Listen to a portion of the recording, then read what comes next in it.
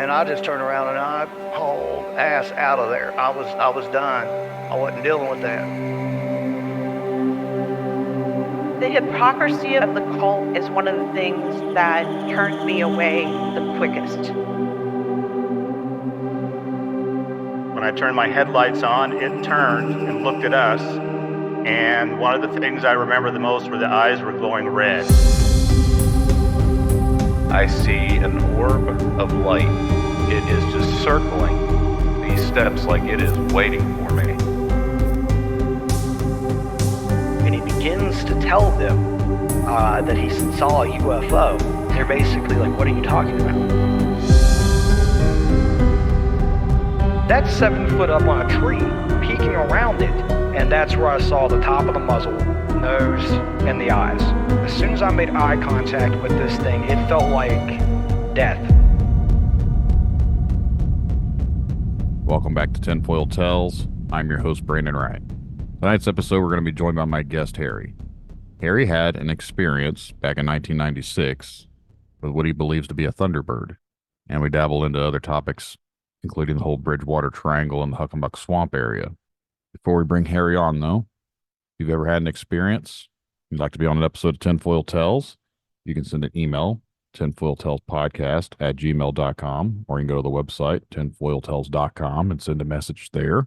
Just go to the contact section. Both ways will get your message to me, so make sure to reach out when we get something scheduled for a future episode. If you want to help the podcast out, please continue to share it around. The word of mouth is the best way to help get exposure to the podcast. You can leave a 5-star review wherever you listen to podcasts at. That helps with the rankings. If you write a review, I will make sure to read them on an upcoming episode. Be sure to follow us around on all the social medias. You can also join the Patreon if that's something you're interested in. You get access to ad-free content and early access to all of the episodes. Right after I get done editing an episode, it'll be posted up on the Patreon weeks before it is ever released to the public. I think now we're going to go ahead and bring Harry on.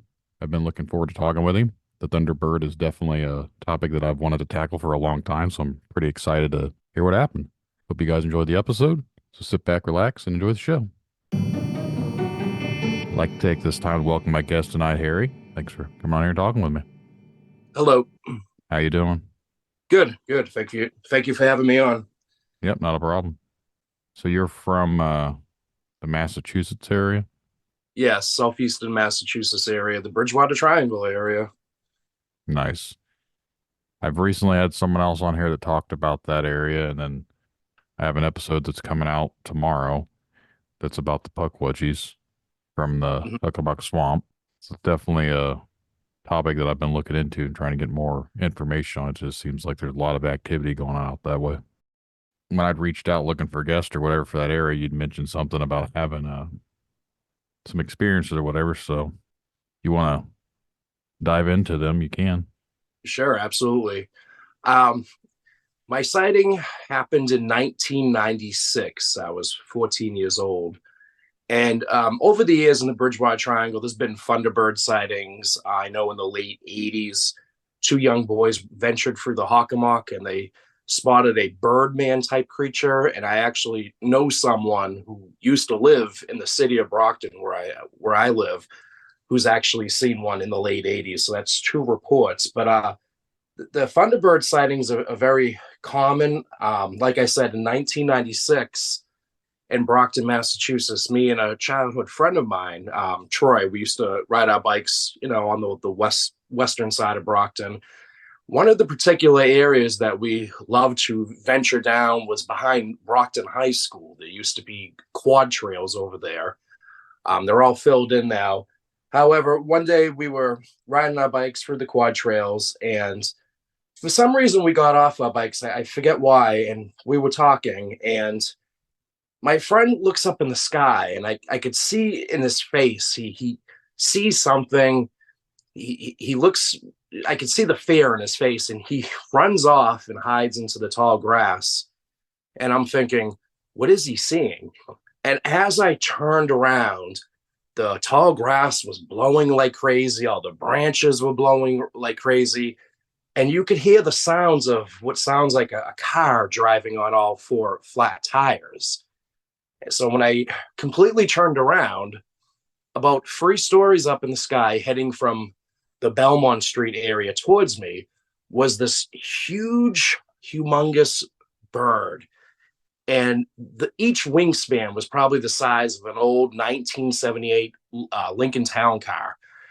And I'm looking at this bird and I'm thinking, oh my God, he's heading towards me. I hope he doesn't think I'm a worm and scoop me up on his way. But he was flying towards me, and I can remember his face resembled an eagle. The texture of this bird was brown, but it was like worn out suede.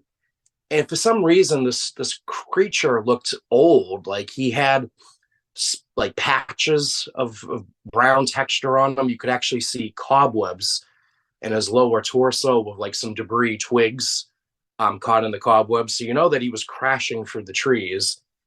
And he flew by me heading south towards the Hockomock Swamp. Now, this was when I was 14 years old. I never even heard of the Hockomock Swamp or the Bridgewater Triangle, but he flew over me, and my friend came out of hiding, and he's like, Harry, did you see the size of that bird? And I'm looking at him, I'm like, yeah, that bird was huge. But, I was trying to be the brave one, and I was just, shrugging off my shoulders, saying, yeah, I knew we weren't in any danger. When I went home, I remember telling my mother the story, and naturally she thought because I was a young boy that any big bird would look, humongous to me. So I kind of, just passed it off over the years. I forgot about it, and I know a couple years later, in probably around 2007, me and a couple of buddies of mine, we were just ghost hunting. We were curious. We were at the old tuberculosis hospital in Hanson, and that's when I actually encountered my very first apparition. I seen a white translucent figure floating towards the entrance. So naturally, I was telling my other friend about this. Her name was Portia, and she was telling me, well, Harry, that's because you live in the Bridgewater Triangle. And I'm saying to her, wait, what is the Bridgewater Triangle? And she's looking at me and she goes, Harry, you lived out here for how long? You never heard of the Bridgewater Triangle? And I said, no. And she was saying, well, there's been reports of Bigfoots, aliens. And I'm thinking to myself, oh, okay, sure. And she said, no, Harry, believe it or not, people have seen Thunderbirds. As soon as she said that, I turned to her and I'm like, wait a minute, what did you just say? Thunderbirds? I think I've seen one when I was younger.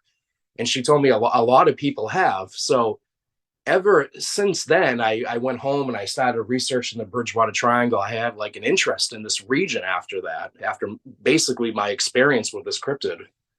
And you said it was the Lincoln. I'm thinking each car had to have been about 12 to 15 feet. So you're thinking about almost 25 to 30-foot wingspan. Yes, each wing. Yeah. That's a massive bird be flying. Yes. Yes. And, a lot of other people reported seeing a smaller type of bird, which could overlap maybe with turkey vultures, because turkey vultures are very similar. But it seems that no one really had the experience that I had where this bird was as big as the one I've seen. Yeah. I've heard various reports on sizes of these things. I know out west they're claimed, I think the Native Americans out there, the old reports from them, I thought they made them sound that they were just about 25 feet too. I could be completely wrong. But like I said, I know depending on where you're at and when it was or whatever, the stories just varied. And as we mentioned a little bit ago, before we started recording, back when I was younger, I'd heard about the one over in Illinois. And that's always piqued my interest because it supposedly picked up this kid. I think he was like 7 or 8 years old, maybe. Yep. Well, I figured that would be about a 50-pound kid, roughly 50, 60 pounds, maybe. And that's a pretty big bird if it could pick a kid up and carry him off. So I don't know with modern birds and everything. I don't know what their capacity is. Like if you see an eagle today, I don't know if they could pick up a small child. I assume it probably could try, but right. I don't know what it could possibly be. And I know back during the Ice Age, they had those large eagle-like birds, but I don't know what they were. I've always wondered if maybe some of those survived, and that's what people are seeing and thinking they're Thunderbirds, and that's where the Thunderbird legends came from, is these whatever those birds were from the Ice Age. Yeah, if you Google like the condor from the movie King Kong, the original one, it actually resembled that bird. Oh, the giant condor. Yes.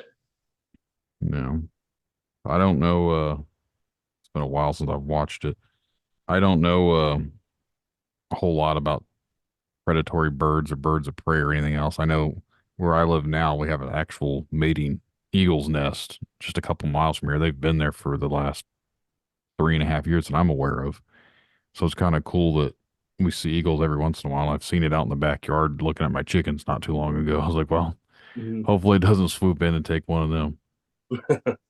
But, I thought that was kind of cool because you don't really see too many bald eagles anymore. But now in our area, they've released breeding populations of them. I think they released like 10 pair like 15 years ago or something. And apparently one of them was nested in my area. Right. But no, as far as like the whole Thunderbird thing goes, it's always been, I've always thought it seemed plausible just because I know there were big birds at one point. So who's to say that, there wasn't some remnants of them left? Yeah. Well, the Thunderbird actually dates all the way back to, I think, Native American folklore. Hmm. And based on the area where I was at, it was just on the outskirts of the Hockomock Swamp. Now, the term Hockomock meant place where spirits dwell. It was actually a native burial ground. But they say because of the war, the King Philip's War between the Pilgrims and the Wampanoag tribe, they say that all that negative energy might have opened up a vortex, releasing all these anomalies. I'm trying to look right now about this bird. Yeah, should have done my research. I can't find it. I know I've seen photos before of like this big eagle-like bird from the Ice Age, and I forget what it's called. But to me, that just makes sense of if it was something like that. Obviously, the Native Americans would have been here, so they would have seen it. So Right. their stories would have been passed down because I'm not a scientist or whatever, but I think the Ice Age supposedly was what, about 10,000 years ago. So I could see it being plausible that they still pass down the stories and there's still some remnants of them flying around. Yep. But Yeah, the sightings though right now they're not really common anymore. I think the last sighting was probably a few years after mine in the late '90s. But it's like any cryptid creature in the Bridgewater Triangle. You don't really hear of these reports anymore. which is weird because I feel like it's become more popular lately. I've had discussions with other guests that like it's not as taboo as it used to be. Right. Back in the 90s, we just had we're at like the dawn of the internet, but you didn't have like social media and the groups and everything else, so you didn't have the easy access to hearing people's experiences. You didn't have these shows like mine. You didn't have whatever you had like a TV show here or there. But I think now with technology and the internet and everything else that's out there, it's made it a lot easier for people to share their experiences, so it's not as taboo. Yes, exactly. But no, But I have go ahead. noticed though, a lot of people though are building now in the Hockomock Swamp. There's a lot of homes being built, and I think a lot of that happy energy is kind of sandwiching over the negative energy, and that's why this vortex isn't releasing these anomalies anymore. I mean, it's just a theory. It does sound like it's plausible though, because never been out there, so I don't know the exact size of it. But from what I've heard, the Huckamuck's pretty large, isn't it? Yeah, it's like 19,000 acres. Yeah. I think a swamp, like, I don't know if we really have any true swamps here in Indiana, but when I think of swamps, I'm always thinking of like Florida, Everglades, Mhm. stuff like that. But up there, it's not that type of a swamp. It's more like mucky, Yes. wooded area. But now I've heard reports of like Sasquatch up in there. I've heard obviously the Puckwudgie things and some other stuff, but is there anything else that you've ever encountered while you've been out in there? Going through the Hockomock a couple of times, you would hear phantom sounds of native drums beating, and a lot of other people reported that as well. In the Hockomock, actually, right in the middle, there's a place called Lake Nippanicket, which is known to the residents as Lake Nip. Now, the thing about Lake Nip is the water is only 3 feet deep, but so many people have drowned in the water. Some of them were excellent swimmers. They've gone into the lake and went missing for some reason. No one really knows why, but out on the islands, people have seen Sasquatch creatures. When we were venturing through that part of the Hockomock, and actually I have a video on this, we smelled like this like weird musky smell. It wasn't a skunk, but it kind of resembled that scent. And we couldn't figure out why. And I have one of these EMF meters, and the temperature was drastically decreasing in that area. When we walked away, the temperature on the meter would go back up. When we walked back towards that area, it would go back down. And I couldn't figure out why until I went back and reviewed the footage. And in the trees, it appears that there's like a bluish face that kind of resembled the Wizard of Oz. And you can see it on the camera. It kind of evaporated into this bluish mist type of lightning, which was actually very freaky when I went back and reviewed this footage. I do have a theory on who it might be. It might be the spirit of Hockomock, who was the chief of death and disease. And actually, the Wampanoags feared this chief back then. So it's very possible it could have been him watching over the swamp. There's all sorts of tribes that were up in that area, but what was the main one? The Wampanoag. Okay. Where are they the ones that the whole Pukwudgie legend started with? Yes, in Freetown State Forest. Even though there's never been any sightings in the forest, the only sighting was by Bill Russo, and that happened in 1989 in the town of Rainham. There's never been anyone else reported actually ever witnessing anything? Not in the forest, no. Okay. Yeah, I know a lot of people online, and like I said, my interview and stuff, like people are interacting with these things, but I don't know if they've actually ever seen them. Just because I've heard people seeing little humanoid things. Mm-hmm. And it makes me wonder like what they could possibly be. Are they a spirit? Are they a fae person? Are they like because there's little people stories all over the world, not just obviously up in the Bridgewater. Like we have some here in my area too, like down about 50 or so miles, there's a state park, and there's been stories of little people in there that I've heard too. But kind of makes me want to go to there and look for them just to see if I encounter anything, which I feel like when you actually go out looking for the stuff, no one really ends up finding it, or you think you find something because you want to find something. So it kind of dampers the whole thing. You already have an expectation of looking for something. But well, the Pukwudgies, they're also known as skinwalkers, or they could actually be the devil's imps, because there was a legend about a guy that practiced witchcraft, and he had satanic imps running his mill. I don't know how much of that folklore is true, but the thing about the Pukwudgies is that they used to be friends with the Wampanoags.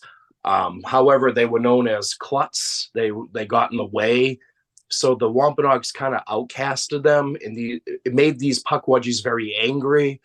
So that's when they started to be known as tricksters. They would, make you think that they're helping you when in fact they're leading you into a trap.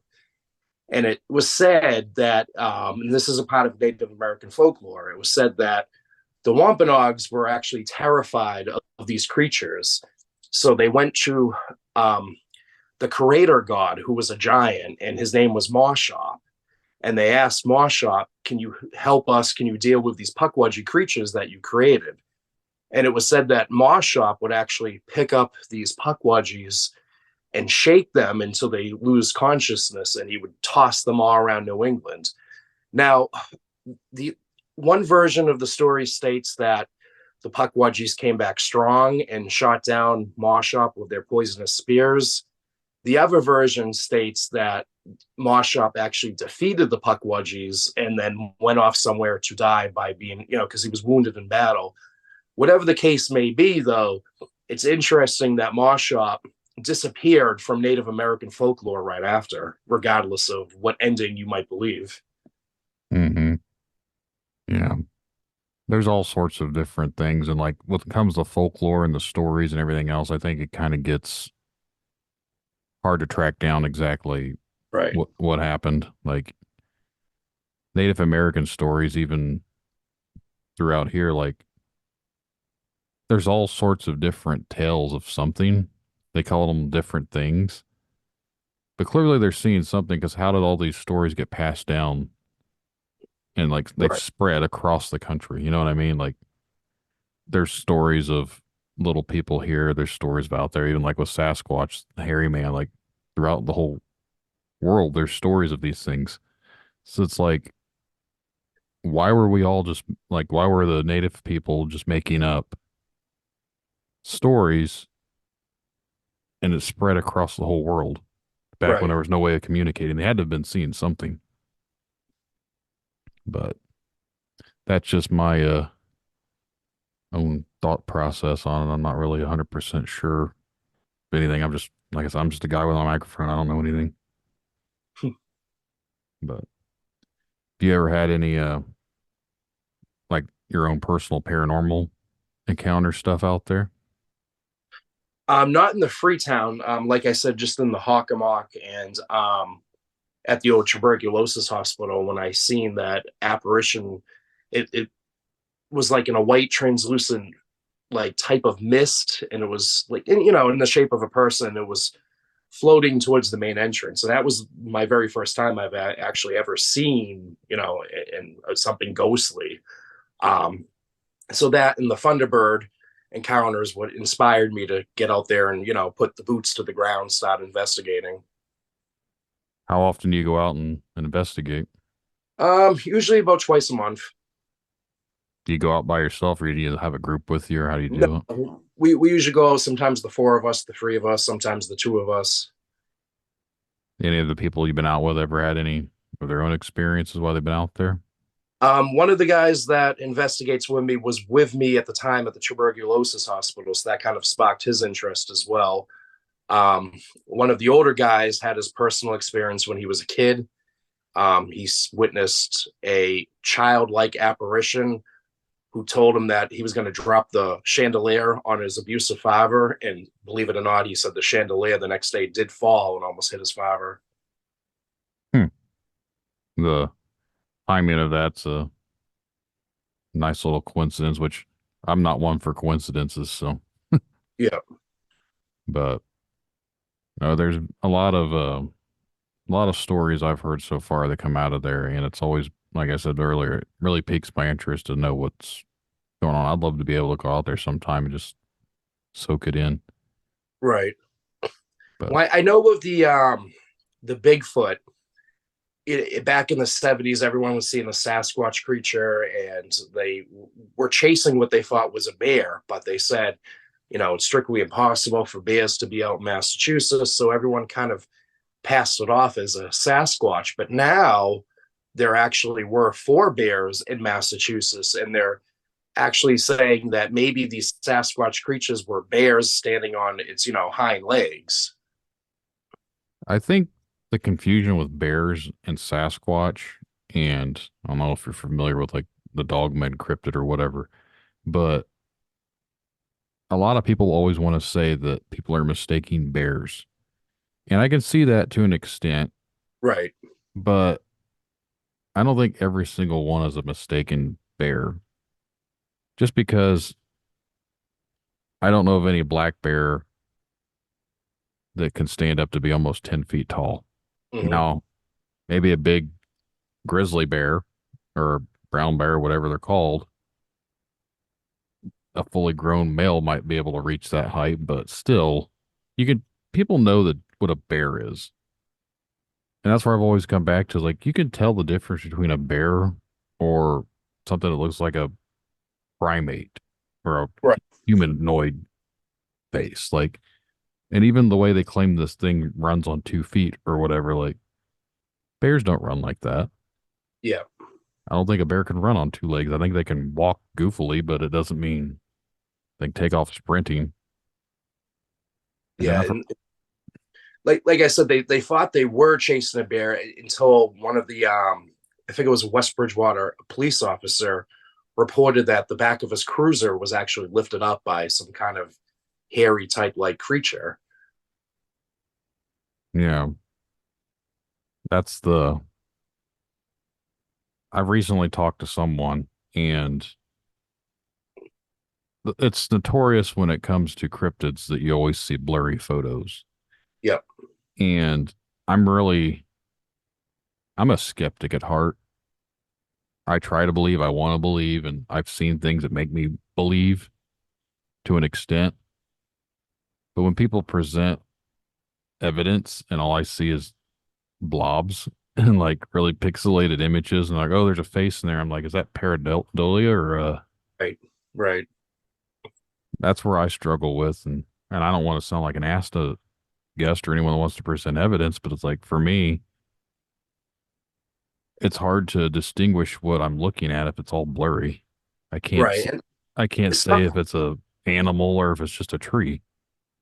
it's stuff like that kind of makes me skeptic now because back then, like in the 80s, the 90s, growing up, you would hear people's, ghost stories that they swear that they've, seen a ghost. And now that social media is popular, camera phones are popular, it seems that nowadays everyone's taking, snapshots of what they think is a ghost. And when you look at the picture, like you said, it's like pixels in the background that look like a face. So it makes you wonder, what did really people see back then? Was it really a ghost, or was it, their imagination, or like you said, pareidolia?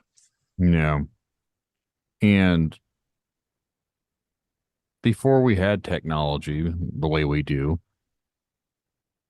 people didn't get great of footage, but like I know as far as like Sasquatch, the best piece of footage that's ever been out there is the one from the 1960s, the Patterson Gimlin thing, and that's been ridiculed for years, but Right. Yeah. I've still yet to ever see anyone that actually reproduce it to where it looks same even with modern technology. Yeah. I know someone come out and claimed that they made the suit, but they never presented the suit. And if the suit they did present didn't look like whatever was on that video, so I don't. That's the that's always been my I don't know. Like I want to believe there's a something, but I am also skeptical that there could be something just because I find it hard to believe there's a big animal like that wandering around and no one knows about it.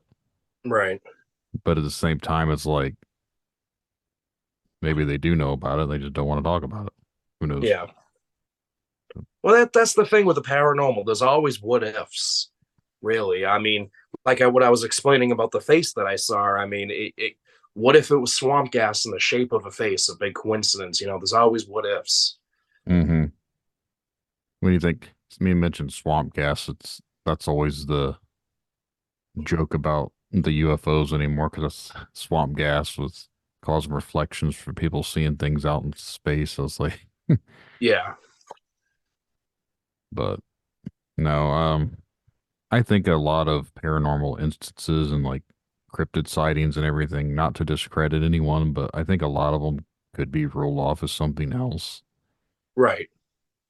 But there's always that inkling of, like you said, what if? What if it's Right.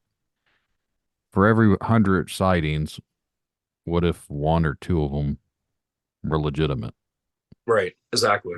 So that's why I said I try and remain skeptical, but I would like to keep an open mind about it just because I've seen weird things that I can't explain to anyone. And if someone told me what I saw, I'd think they're probably crazy. And, but who am I to judge other people from seeing things like you said you seen a bird that's almost like 30-foot wingspans on it? Well, most people would think that's not true. Couldn't be Right. possible. A bird that big couldn't fly. But who the hell are we to know one way or the other? Right. And it could have been maybe some just rare species. Who knows? Yeah. Might not have been anything cryptid, but I'm keeping an open mind to it. So I don't know. I think the condors are the largest birds still alive. I forget how big Right. their wingspans are. I think they're up to 12 feet, if I remember correctly. But even then, like, that's still nowhere near as big as what you saw. Right. And I And I, remember the torso, it was huge. did it have talons like claws? Did you see anything like that? Not that I can remember. I wasn't really, looking at it in great details. But like I said, the face kind of resembled an eagle. So it had more of that It curved did. beak. Yeah. Yes. So definitely had like the bird of prey type predator beak to Yes. itself. And I know that after it flew by, it left like fur, all over the ground. And I wish I can go back in time now and try to collect some of this as evidence, but I didn't think of it then. Like feathery stuff. It wasn't like feathers, but it was like tiny little like fur. Hmm. I'm wondering how fur would have been, unless it was some like from pieces of animals or something that it had on it. It almost like I don't know the name of it. It's found in like dried up grass. It looks like a corn dog. You know how when you open it, the fur comes out. It Yeah, kind of like that. almost like the cattail looking things you're talking about. Yes. Yes. Okay, Yep. Yeah. yeah, that makes sense because swampy area and things. I mean, you mentioned like corn dog. I was trying to think of what is those things called? Oh yeah, cattails. Yeah. No, that would make sense if it had it stuck in its feathers and its body, just because if it was flying through the swamp, it's going to pick up debris and everything. Like you said, it had cobwebs and other things on it too. Obviously, it's flying through the swampy area, so it's going to hit through there, especially if it's that big. Right. But I don't know But what something that big would be able to eat to keep it sustained, though, right. because it wouldn't be. It would have to eat like a huge amount of food, you would think. Like I said, that's always been something I've been interested in, is the whole Thunderbird thing. It's been one of my main interests when it comes to cryptids. So I'm definitely glad I finally got to talk with someone that saw one, because, like you said before, it's not very common to hear about it. So, Well, they do say these cryptids come from vortexes, like portals. I know that from my own research, I might be able to know where it came from, based on the direction it was flying towards. There's what's called Stonehill College out on Belmont Street, and that's all the unceded Wampanoag territory. There's native caves back there, and it was flying, like I said, going south towards the Hockomock, probably towards the Lake Nip area. So to me, maybe it was going from vortex to vortex. yeah. Now, the vortex thing, that seems to be a very popular thing I've discovered here since I started doing this podcast, like portals and vortexes and interdimensional. This is all stuff that gets thrown around lately when it comes to cryptids, especially like Bigfoot and things like that. They think they're like interdimensional beings now. Mhm. Back in the 90s, they were just a flesh and blood ape. Now, we lean towards the woo side of it, I guess. And a lot of people want to explain off the cryptids as being something from a different dimension, which I've leaned that way myself in the sense of paranormal. I was like, obviously, if there's something paranormal going on, what if they're not Mhm. spirits in the sense of what we think is a spirit, but what if they're an energy from a higher dimension that we can't see that bleeds into our world every once in a while? And you know what? That's an excellent theory. That could be it. I do know that whenever there's like a cryptid sighting within the Bridgewater Triangle, it seems that just before that there was like a UFO sighting. Now, Hmm. for many years, They said that these, UFOs, these, beings were from another planet.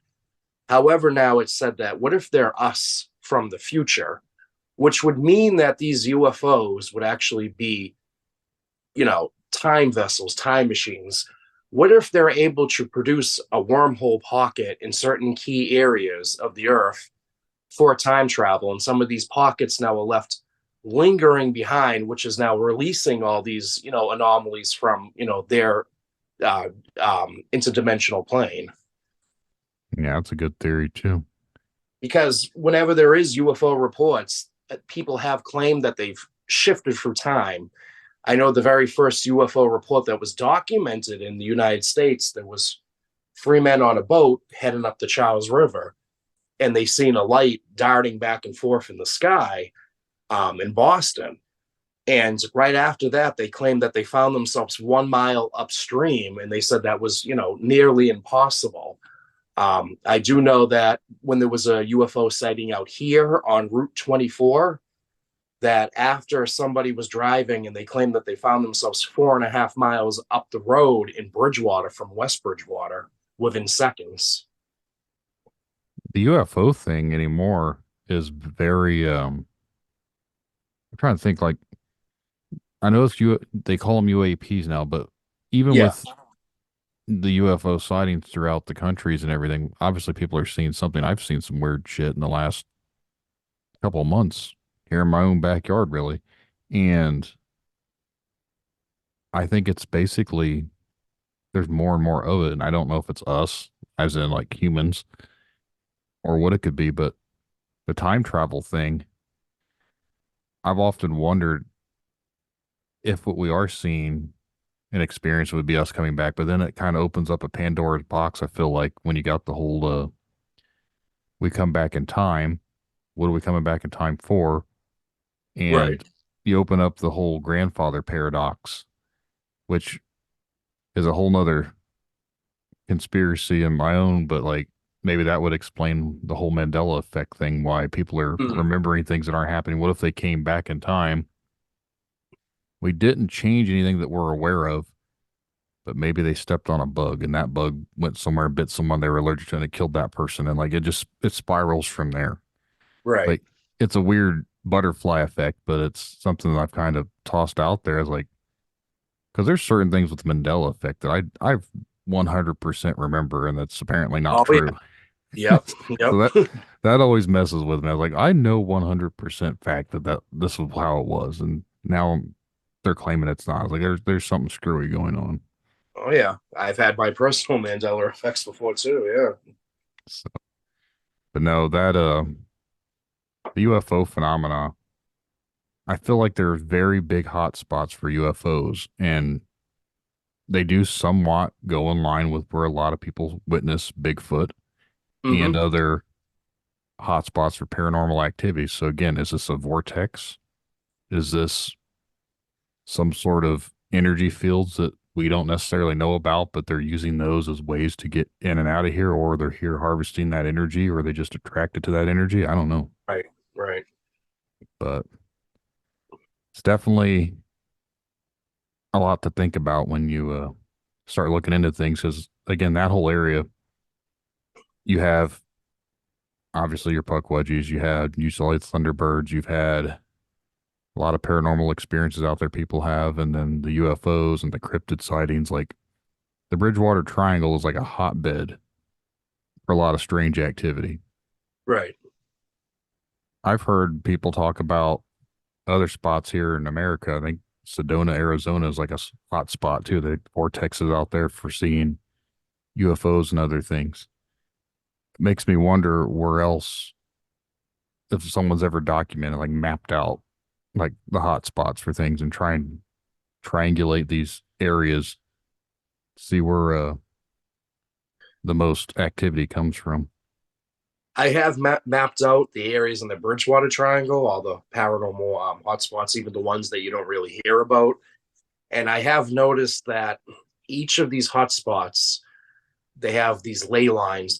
Every famous stone within the Bridgewater Triangle lines up in a perfect ley line.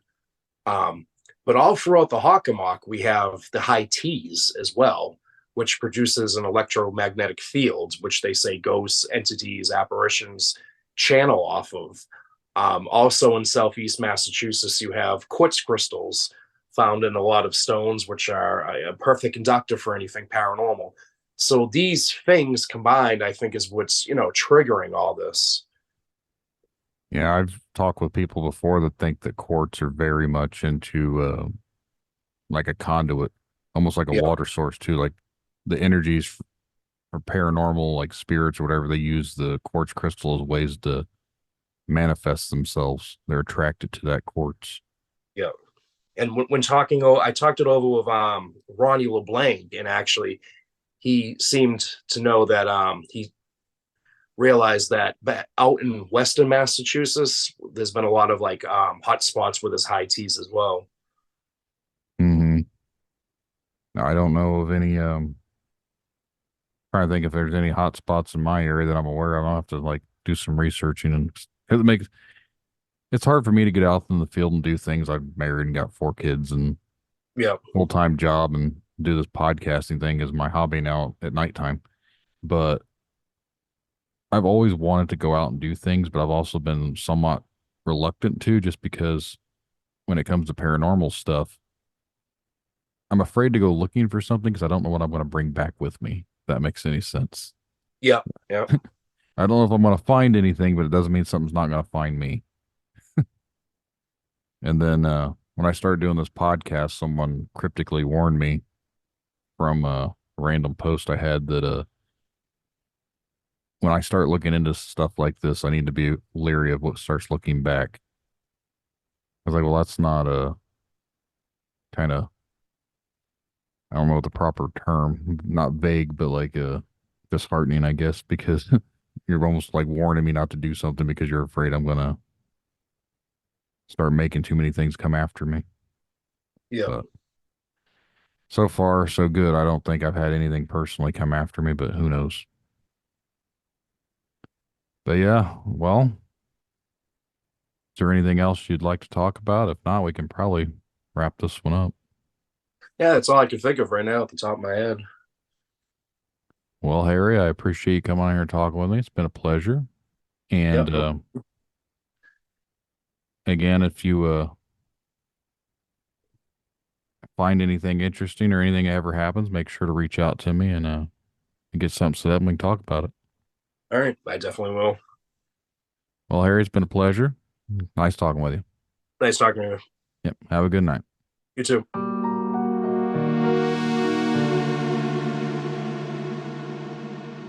Remember, the truth lies in the stories we share, the connections we make. Stay curious, stay open-minded. Thank you all for joining us on this journey, and until next time, keep questioning, keep seeking, and keep exploring the unknown. Good night, everyone.